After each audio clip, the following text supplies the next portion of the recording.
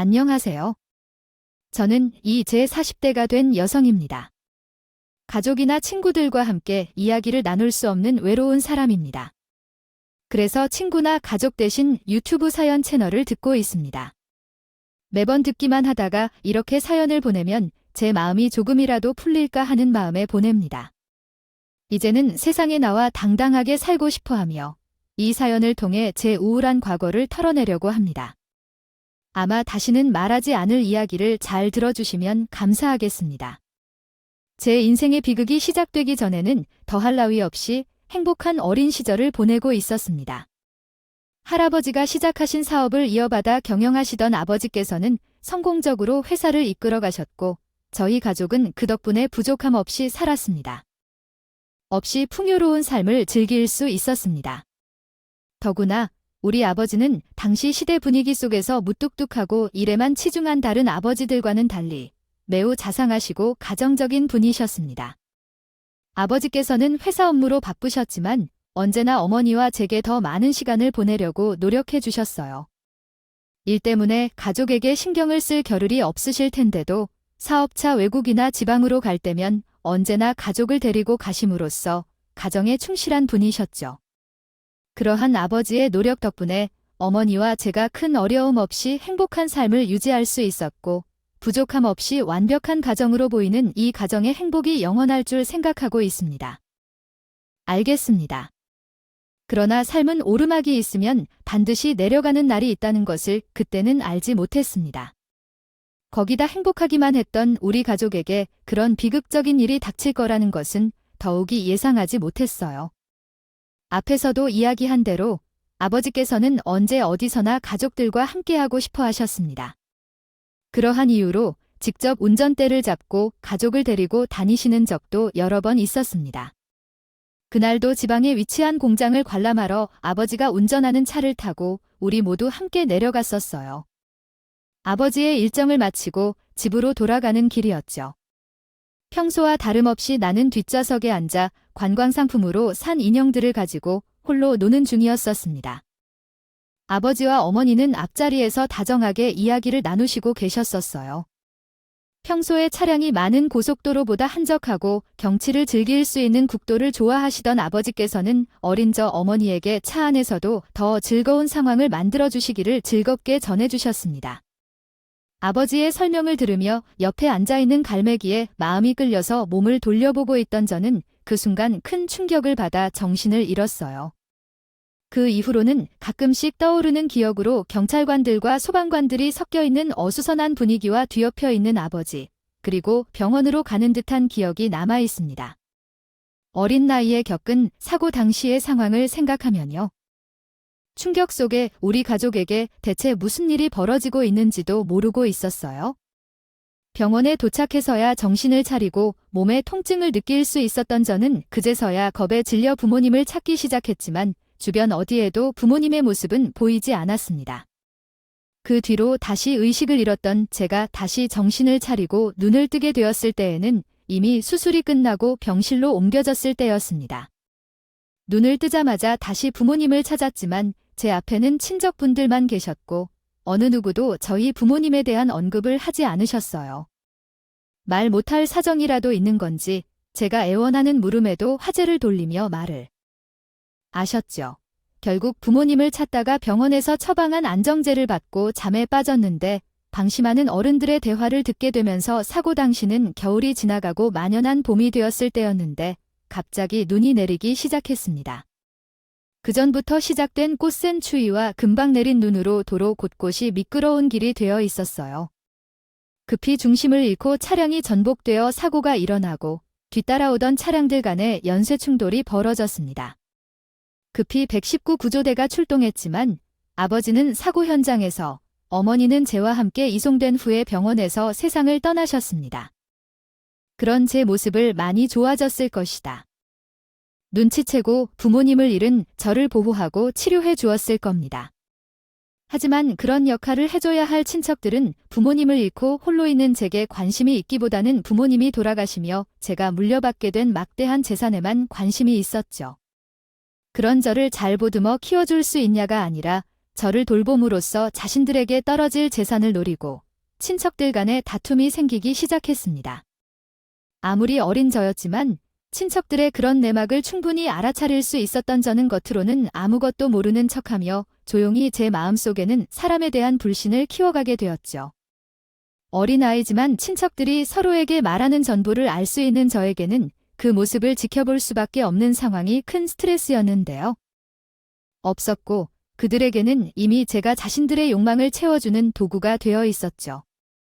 하지만 다행히 이전부터 아버지와 막역하게 지내시던 외국에 계신 아버지 친구분께서 사고 소식을 듣고 한 다음에 한국으로 들어오셨고 저의 후견인이 되심을 증명하시오. 결국 돈을 가지고 다투던 친척들의 소동은 일단락될 수 있었습니다. 아버지가 돌아가신 와중에도 아버지가 저를 얼마나 사랑하고 많이 걱정하셨지만 혹시나 하는 상황을 정하시어 제가 혼자가 되었을 때 든든한 울타리가 생기도록 아버지 친구분을 제 후견인으로 지정해 두셨던 거였어요. 그제서야 저는 마음을 조금 높게 했다. 되었습니다. 물론 이하 중에도 후견인인 아저씨가 남이라는 이유로 걸거 넘어지려는 친척들 때문에 아저씨가 고생을 하셨습니다. 그렇게 부모님을 잃고 쟤를 보호해 주어야 하는 친척들을 대신하여 피 한 방울 섞이지 않는 아저씨께서 제 유일한 울타리가 되어주셨습니다. 아저씨는 아버지가 누구보다 믿으시는 분이셨습니다.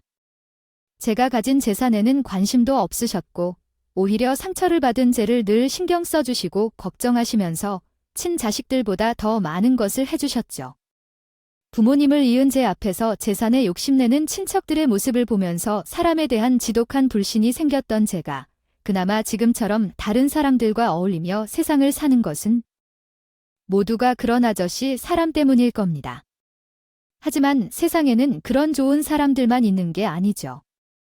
저에게 손을 내밀며 따뜻하게 다가오는 사람들을 의심하지 않았고 제가 겪은 일을 말한 적이 있었습니다. 나의 사정을 알아간 사람들은 아저씨처럼 저를 위해 주는 게 아니라 다들 하나같이 저를 이용해 자신의 이익을 취하려 했습니다. 그건 모두 아버지가 남겨주신 유산 때문이었죠. 아버지를 탓하는 것은 아닙니다. 아버지가 우리 가족을 위해 매우 열심히 일해 오신다는 것을 잘 알고 있기 때문에 남겨주신 유산이 모두 아버지의 피땀으로 생각했어요. 그리고 그 유산 덕분에 저는 부모님 없이도 인생을 큰 어려움 없이 이어나갈 수 있었고요. 하지만 나쁜 사람들은 돈을 냄새가 어떻게 그리 강렬하게 들어맞는지 무슨 수를 사용해서 가리고 다녀도 그런 쉬지 않고 돈을 주고 접근하는 사람들이 있었습니다. 그 나이나 성별은 상관없죠. 더구나 아저씨 덕분에 안정된 환경에서 살 수 있게 된 후에도 내 사정을 알고 있는 친척과 지인들이 찾아왔습니다. 무엇보다도 로또에 당첨되어 고생하는 사람들처럼 느끼고 싶지 않았죠. 이로 인해 친구 한 명도 편안히 사귈 수 없었던 저는 성장한 뒤 결심했습니다. 즉, 내 이름과 존재를 지우고 새 이름으로 시작하겠다는 것이죠. 독립을 선택한 삶을 떠나 아저씨께서는 지금까지의 은혜에 감사를 표하며 새로운 위치에서 새로운 계절을 함께하려 합니다. 이제는 이름을 바꿔 다시 시작했습니다. 덕분에 아무도 모르는 새로운 사람으로 다시 태어났죠. 그 후에는 지방에서 올라와서 자취를 하며 대학 생활을 혼자서 무사히 보낼 수 있었고 회사에 입사하여 평범한 직장인이 되었습니다. 다른 사람들에게는 보통인 일들도 저에겐 심각했습니다.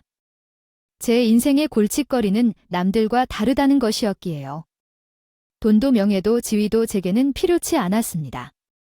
오직 진심으로 믿고 사랑해주며 함께 평생을 보낼 가족이 필요했습니다. 그렇지만 친구 한 명이라도 제대로 사줄 수 있다면요. 없기에 거리가 더 멀었다. 물론 내가 개명하고 난 후에도 친구들을 사귀고 연락을 주고받는 지인들이 생겼으나 그들에게 한 번도 제 본명과 상황을 말한 적이 없었습니다.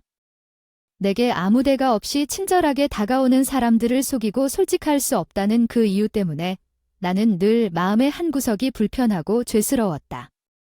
그 죄책감 때문인지 정말로 서로 마음을 터놓고 교감을 할 수 있는 사람은 없었습니다.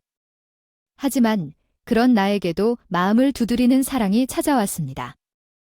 그 사람은 새로 이사한 집의 이웃이었습니다.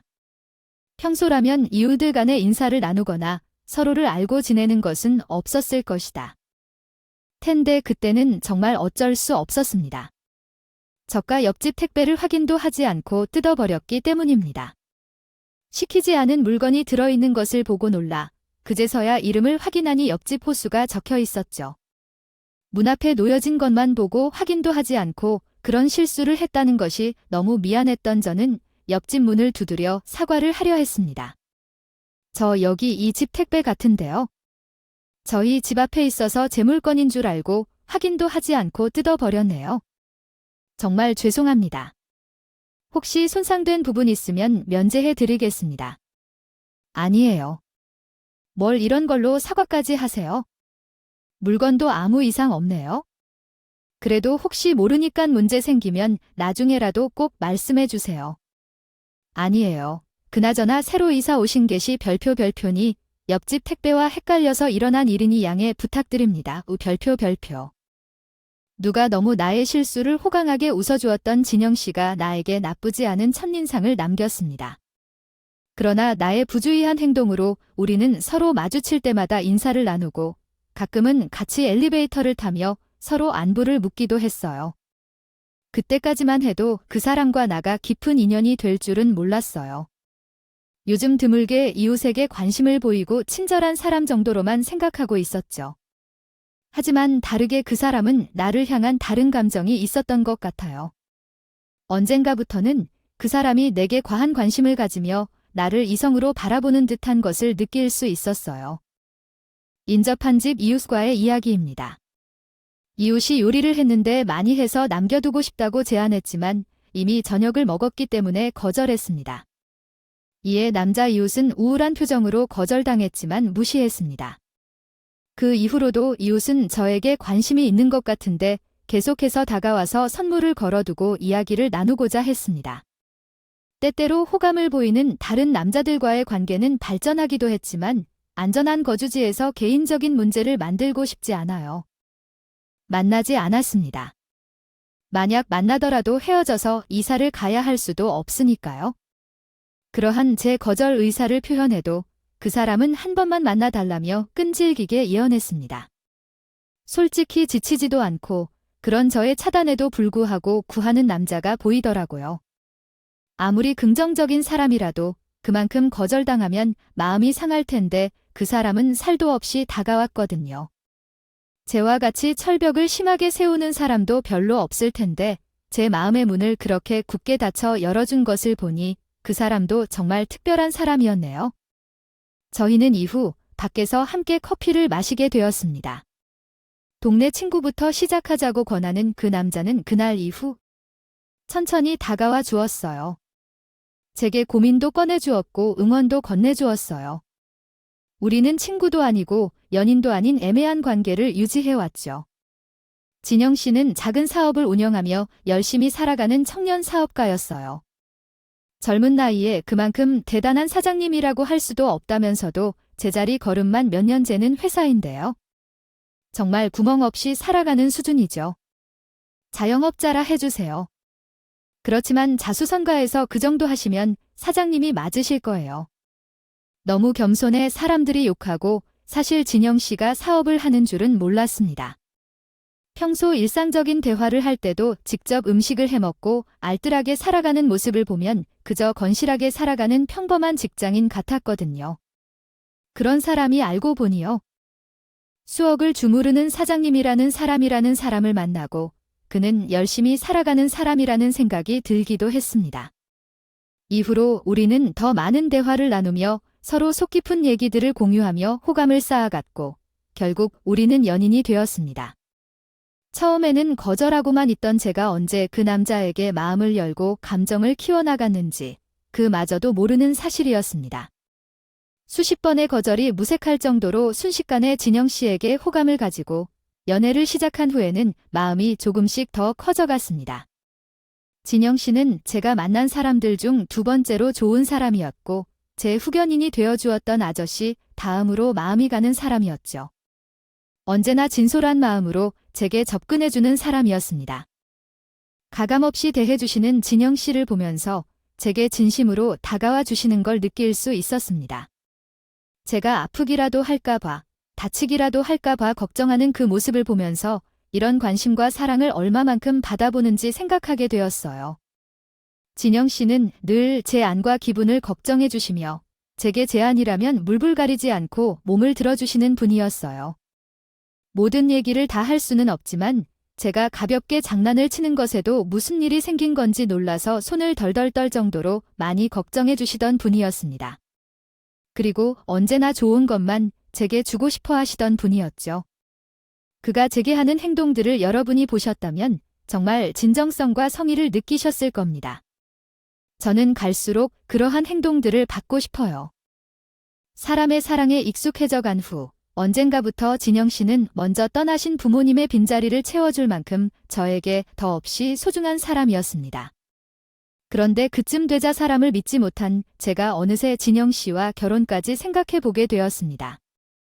분명히 처음에는 연애까지라는 선을 그어두고 있던 저였는데 마음속 깊게 사랑을 받다 보니 이런 사람이 어디에 또 있을까 싶어서 놓치고 싶지 않았어요. 하지만 결혼은 너무 두려운 일이었습니다. 결혼을 통해 행복을 가지고 싶지만 진영 씨와 결혼을 생각하면서도 제 모든 것을 진영 씨에게 털어놓을 자신이 없었습니다. 그 사람을 믿지 못한 것이 아니라 이미 새로운 삶을 시작한 제가 그 무게와 진영 씨와의 관계에 대해 고민하면서 결혼을 두려워했습니다. 씨를 속여온 것처럼 사실을 전한다는 것이 용기도 없었고 또 걱정도 많았어요. 진영 씨에 대한 믿음과는 별개로 내가 이 얘기를 굳이 꺼내야 할까 하는 의문이 들었거든요. 괜한 제 과거 이야기로 진영 씨에게 오해를 사기 싶지 않았고 우리 사이에 진심을 왜곡시키고 싶지 않았습니다. 결국 저는 끝까지 비밀을 지키기로 결정했습니다. 그 후로 저는 진영 씨와 작게 결혼식을 올리고 행복한 신혼을 시작했습니다. 우리가 결혼하는 데 있어 다른 가족들의 동의는 필요 없었어요. 오래전에 부모님을 잃은 제 사정과 비슷하게 진영 씨에게도 일가 친척이 없었거든요. 어쩌면 저는 저와 비슷한 진영 씨의 상황 때문에 그 사람에게 더 많이 끌렸는지도 모르겠습니다. 고아였던 그 사람은 혼자 외롭고 힘들게 살아오며 자수성가 멋진 남자였죠. 그래서 더 좋았어요. 아무도 몰라줄래 상처와 외로움을 지는 충분히 이해하고 있구나 생각했습니다. 덕분에 우리의 결혼 생활 역시 너무 행복했습니다. 서로를 진심으로 위하고 아껴주면서 하루하루를 즐겁게 보냈죠. 별것 하지 않고 같이만 있어도 행복하다는 것이 어떤 것인지 그제서야 알게 되었습니다. 남편은 결혼 후에도 변함없이 저를 아껴주고 사랑해 주었어요. 매일 퇴근길에 한 송이를 들고 오는 남자, 이게 바로 제 남편이었습니다. 남편과 함께하는 부분에서 문장이 끊겨 있어 누락된 내용이 있습니다. 시간이 지날수록 남편을 더 신뢰하게 되었고 어떻게든 도움을 주고 싶었습니다. 사업을 하는 남편은 때로는 금전 문제가 생겼거든요. 물론 어떻게든 혼자서 해결하려 하지만 옆에서 고생하는 남편을 지켜보며 마음이 편치 않았죠. 사실 그럴 때마다 제 양심이 찔려오는 것은 어쩔 수 없었습니다. 대면 생각한다면 내가 도움이 필요할 때 남편이 도와줄 수 있음에도 불구하고 모른 척한다는 것을 용서할 수 있을까 생각했거든요. 그러나 그때까지도 사실을 말하기에 용기를 내지 못했습니다. 남편이 부모에게 버림받았고 고통을 겪은 것을 알게 된 이후로 혹시 자신과 나를 비교하며 생각했습니다. 내게 서운할까 싶어 더욱 그랬습니다. 하지만 남편의 어려움을 지켜보는 것도 편하지는 않습니다. 여보, 요즘 무슨 일 있어? 얼굴이 갈수록 안 좋아. 그냥 작은 문제 때문에 그렇지 뭐. 이번 투자도 어그러지면 정말 문 닫아야 될지도 모르겠어. 다 된 거였는데 그쪽에서 갑자기 이유도 없이 말을 바꿔버리니까 그동안 들인 돈이 안 돼 손해만 보게 생겼네. 다른 투자자들은 없어? 찾아보면 누구 하나는 있지 않을까? 글쎄, 투자자가 발 넣었다 뺐다는 소문이 들리면 누구도 투자 안 하려고 하지? 문제가 없다고 설명을 해봐도 믿어주지 않으니까? 그럼 이제 어떻게 해? 당신 내 걱정하는 거야? 미안해. 괜히 잘못도 없는 당신. 걱정이나 시키고 뭐 망하면 내가 막노동이라도 뛰어서 어떻게든 해볼 테니까. 당신은 아무 걱정하지 말고 있어. 내가 다 알아서 할게. 투자자를 구하지 못해 어려워하는 남편을 지켜볼 수만 없던 저는 결국 뒤에서도 몰래 남편을 돕기로 했습니다. 익명의 투자자를 자처하여 남편이 필요한 금액을 지원하게 되었죠. 여보, 정말 기적 같은 일이 생겼어. 나한테 갑자기 투자자가 생겼어. 정말 너무 잘 됐다. 그 고마운 분이 누구야? 글쎄, 투자사를 통해서 투자를 해주시고 그분이 익명을 원하셔서 정확히 누군지는 모르지만 나한테는 정말 은인이야. 아, 이제 됐어. 얘야, 뭐, 우리 길바닥에 낮을 일은? 없었겠다. 진짜 다행이다. 누구인지 모르지만 정말 고맙네. 다행이라며 그 제사의 얼굴을 피는 남편을 보며 저도 마음이 좋아졌습니다.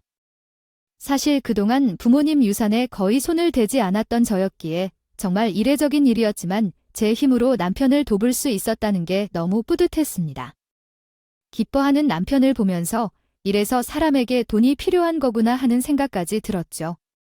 그 뒤로도 저는 남편이 급한 돈이 필요할 때마다 대출을 받았다거나 익명의 투자자 뒤에 숨어 남편을 도와왔고 남편이 잘 되기만을 누구보다 바랬습니다. 하지만 그런 제 바람에도 남편에게 좋지 못한 일이 찾아왔어요. 어느 날 남편이 가나에 걸렸다는 사실을 듣게 된 거죠. 여보, 내 소개했던 암이라고 했는데 이식 말고는 해결책이 없다고 했었죠. 조금 더 빨리 발견됐더라도 내가 버틸 수 있었을까요?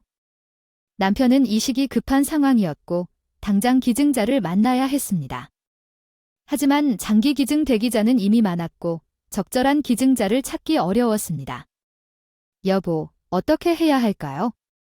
왜 내게 그런 일이 벌어졌는지 걱정하지 마세요. 의식을 받으면 살 수 있다고 하니까 어떤 방법이든 구해보겠다고 했습니다. 내가 죽지 않을 테니까 우리는 어떤 방법을 찾아야 합니다. 남편은 해결책이 있다고 말했는데 그 방법은 불법적이고 비용이 많이 든다고 해요. 밖에서 돈을 주고 기증자를 구하면 어떨까요? 밖에서 얼마나 드는지 알고 싶은데 문제 없는 거 맞죠? 혹시 사기당하거나 문제 있는 장기를 받으면 더 안 좋아질 수도 있겠죠. 어떻게 하지? 그래도 달리 할 방법이 없으니까요. 글쎄, 돈 때문에 너무 많이 들어가서 문제겠죠? 당신을 살리는 게 제일 중요한데 그게 아닐까요? 사실 제가 며칠 동안 혼자 많이 생각하고 알아봤어요. 다른 곳에서 기증자를 찾지 않고 제가 도와주는 게 어떨까요? 물론 제가 여자라서 기인이 작을 수도 있고 어려울 수도 있겠지만 해볼 수 있는 방법은 한 가지가 아니에요. 건강 관리를 잘하고 체중을 조절하면 가능한 경우도 있더라고요. 그러니까 일단 제가 병원에 가서 검사를 받아보고 이상이 없다면 같이 할게요.